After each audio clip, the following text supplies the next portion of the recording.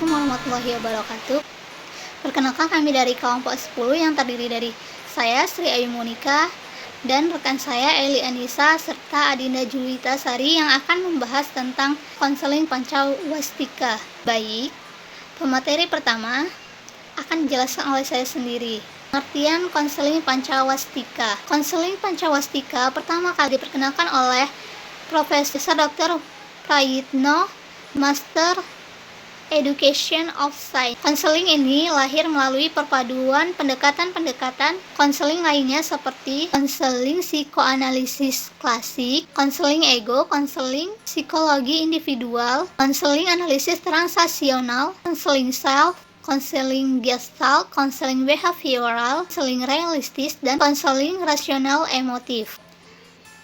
Pancawastika merupakan gabungan dua kata, yaitu panca dan wastika, yang mana panca artinya 5 atau tangan yang memiliki 5 jari, dan wastika yang bermakna terang, jelas, atau penglihatan yang tajam.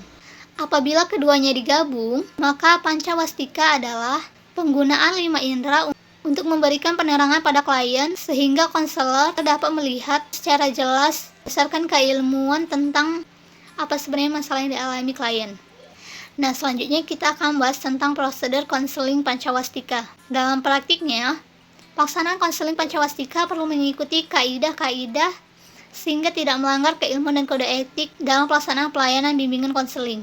Adapun langkah yang dapat dilakukan dalam konseling Pancawastika menurut Prayitno diantaranya yaitu sebagai berikut. A. Pengantaran merupakan proses yang ditempuh melalui kegiatan penerimaan yang bersuasana hangat, permisif, KTPS atau klien tidak pernah bersalah, serta penstrukturan. Selanjutnya, penjajakan. Proses ini diibaratkan sebagai membuka dan memasuki ruangan yang sumpek atau hutan belantara yang berisi gatra-gatra klien yang bersangkutan dengan perkembangan dan permasalahannya.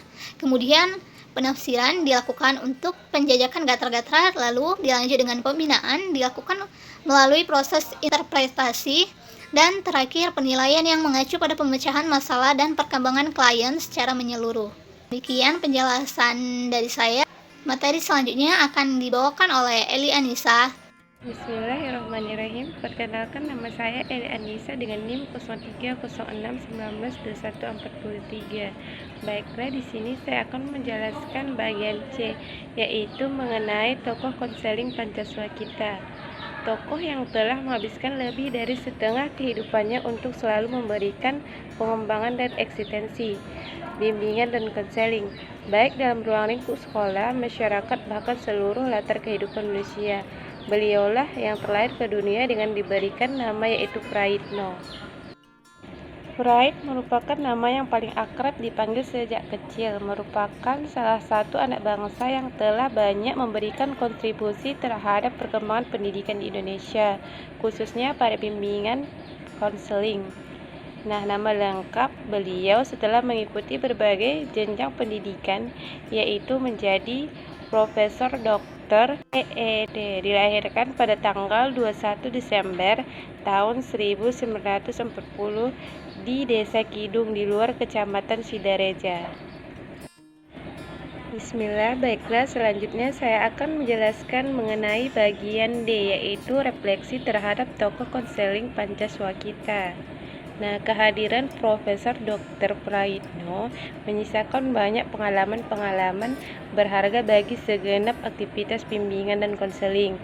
Banyak para sahabat, teman, dan mahasiswa yang beliau memiliki pengalaman yang tak terlupakan, sehingga nama beliau tetap harum dalam pertemuan-pertemuan dalam bimbingan dan konseling. Nah, di samping itu, berbagai karya yang telah beliau terbitkan baik dalam bentuk buku, jurnal, buku saku, PowerPoint, dan makalah banyak dijadikan sebagai kutipan dalam membuat tugas akhir seperti skripsi, tesis, dan disertasi.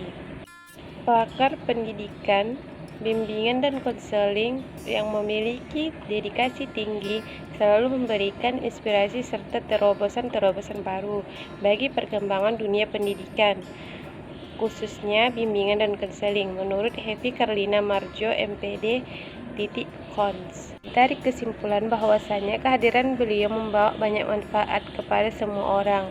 Banyak pelajaran yang diambil dapat dijadikan sebagai contoh dan menjadi sosok yang sangat dirindukan.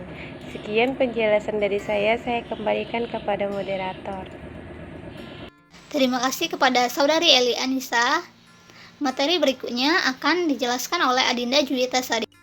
Baiklah, saya Adinda Juwita Sari, NIM 0306193158. Di sini saya akan membahas mengenai permasalahan individu dalam perspektif konseling Pancawaskita.